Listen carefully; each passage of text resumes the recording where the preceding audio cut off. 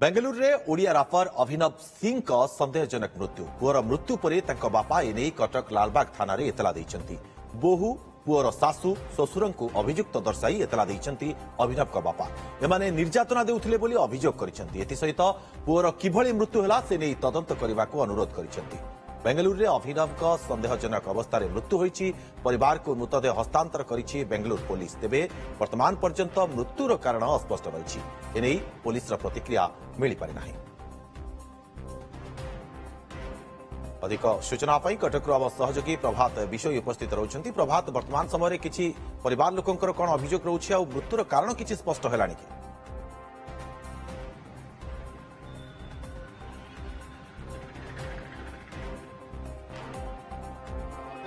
जहाँ कहते वर्तमान सुधा स्पष्ट है नहीं प्रकृत में कौन पाई मृत्यु घटिला एवं तांको बापा लालबाग थाना रे अभियोग करिसंती, एतला देइसंती एवं एतला रे से दर्शाइसंती जे तांको पुओ को मानसिक निर्यातना दिया जाउथला, जहा फल कि तांको पुओ एभली एक चरम निष्पत्ति नेले एवं प्रकृत में से आत्महत्या करिसंती अबा तांको आत्महत्या को प्रवर्ताइछि अबा से अन्य किसी कारण होता पारे तार संदेह संधान करने लालबाग थाना को मध्य से अनुरोध कर।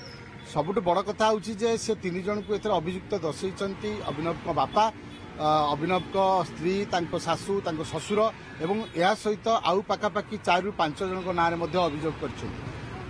घटनाटी गत सोमवार दिन घटना घटला, पाखे खबर आसी पहुंची गत सोमवार दिन एवं बेंगलुरु पुलिस घर मृतदेह जबत करने पोस्टमार्टम करथिला एवं पोस्टमार्टम कला परे गत काली तांको परिवार लोकों को मृतदेह हस्तांतर करा जायतिला एवं परिवार लोके मृतदेह को आनी गत काली राति रे मध्य तांकर अंत्येष्टि क्रिया करिसंती एवं आज सकाळु सकाळु लालबाग थाना रे अभिनव को बापा एतला करिसंती एवं एतला रे दर्शाइसंती जे तांको पुओ को निर्यातना दिया जाउतिला एवं प्रकृत रे तांको पुओर मृत्यु हेछि। या अपमृत्यु एवं आत्महत्या कौन हो पारे तार तदंत करने लालबाग थाना को से अनुरोध कर दर्शाई। या सहित बेंगलुरु थाना गोटे केस से थाना जो पोस्टमार्टम रिपोर्ट आसला प्रकृत में स्पष्ट हो पार जे कौन पे मृत्यु घटिला अभिनवकर। किंतु जदि आम देखा घटन स्त्री सहित अभिनवकर संपर्क सेतेटा भल नथिला।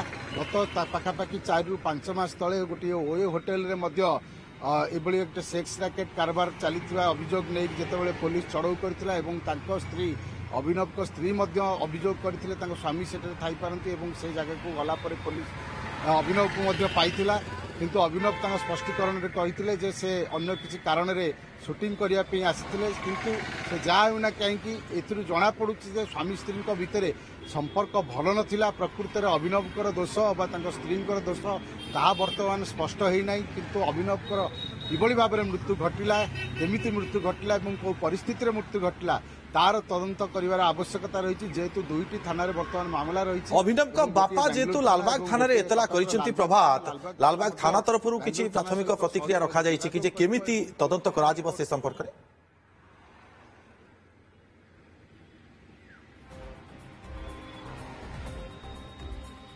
निश्चित भाव में आम लालबाग थाना अधिकारी सहित कथा होइतिलु एवं तांकर कहवा कथा जे तांको बापा 3 जन ना रे अभियोग करिसेंती एवं तांको बहु तांको समुदी एवं समुदिनी ना रे अभियोग करिसेंती एवं ता सहित आउ 4 ରୁ 5 जन ना रे अभियोग करिसेंती। अभियोग पत्र रे दर्शाइसेंती जे तांको पुओ को मानसिक निर्यातना दिया जाउथला एवं यह जोगु ए घटना घटला एवं लालबाग थाना मध्य केस टी को रजिस्टर करिवो एवं या परे से तार तदंत आरंभ करिवो। प्रकृत में कौन निश्चित भाव में प्रभात आपण जा सूचना दउछंती मृत्युर कारण जदियो वर्तमान पर्यंत अस्पष्ट रही।